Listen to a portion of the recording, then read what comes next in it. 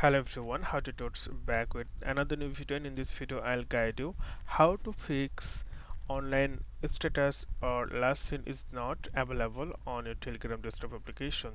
So how can you fix this? Watch the video till then you will learn. So now open your Telegram desktop application,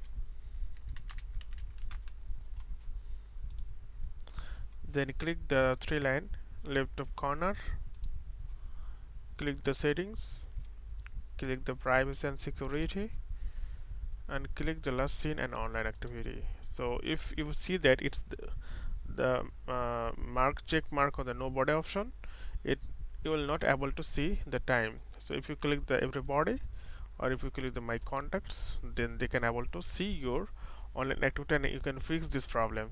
So simply tap on the save button and that's it.